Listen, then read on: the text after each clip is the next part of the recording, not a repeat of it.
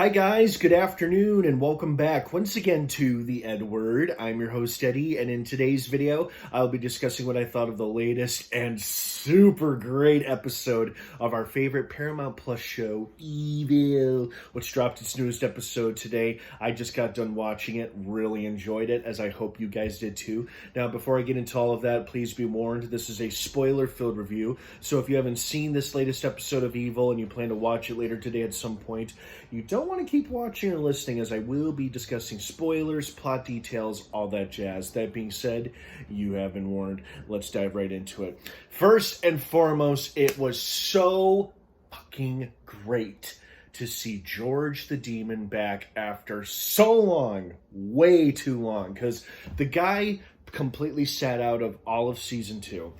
And he hasn't appeared in season 3 until now. And oh my god, it was so good to see him. He was just as delightful, funny, and creepy as ever. And I absolutely was so happy when I realized that Kristen was having one of her night terrors and the door begins to creak open. I'm like, please be George, please be George, please be George. Yes, it's George! And as brief as his appearance was, it was awesome. So I don't know why he hasn't appeared for the past season and a half or so, but you know, frankly, I'm just glad that he made at least one appearance in this episode or this season, and I hope, despite the few number of episodes we have left, I hope we get to see him again, because he's an absolute delight of a character. It creeps you out and makes you laugh as well. So, two qualities that you want in a demon, I guess. I don't know. So great to see him though.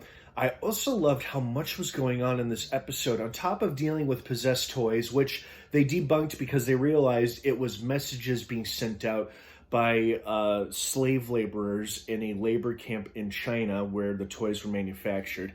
So the case was quickly solved or debunked. But on top of that, you had Kristen finding and locating her missing egg from the questionable fertility clinic, and then it turned out it was donated to a young couple who are struggling to conceive, and then the young woman became pregnant because of Kristen's egg, and then she finds this couple, you know, makes peace with them, and enters their lives, and then of course, unfortunately, it ends in tragedy. But then we also have the storyline of the entity and David trying to free this Grace Ling character. And if I recall correctly, she appeared very briefly way back in season 1. And she's someone who's important to the Catholic Church because I think she's supposed to be a modern day prophet or something like that. But clearly the Catholic Church is very invested in her. So they were negotiating with China on her release, and thanks to David's espionage skills, or whatever you want to call them, they were able to get her released. And hats off to that Asian couple as well, who helped out as well. You know, good on them for doing that. But yeah, it was just there's so much going on in this episode. And then Cheryl bringing Lexus to see if she could see her boss or not, and clearly she only could see him as a human, which tells me Lexus is not too far gone. She's still a good person and a human being for the most part. She hasn't adapted or become a demon fully, if she couldn't see the manager for what he really is. And then we had the other storyline of Leland convincing Kurt to become possessed to help him inspire to write his book better, or write a different book about his experience of being possessed. But now it seems like Kurt's become completely possessed at this point. I think if that little weird sequence with him wearing the red tie, being shirtless, was an indicator of anything about being possessed. And perhaps that's another way to weaken one of Kristen's defenses, is to compromise her psychologist. And I guess now that he's possessed, job well done to Leland. I don't know. And then Cheryl almost seemed relieved that Lexus couldn't see the manager for what he is, because maybe there's a part of her that doesn't want the same fate for Lexus or any of her granddaughters, as her fate has seemingly been sealed by aligning herself with Leland and these other dark forces. So there is a part of Cheryl that is still human, and thankfully the part that is still human is the part that at least cares for her granddaughters, if not for her daughter, and certainly not for her doomed son, supposedly doomed son-in-law. So great episode, just so much was happening. We got some great creatures, the manager, George, the creepy Jack in the Box, which was very ominous. Just so much was happening in this episode. There was a lot to unpack.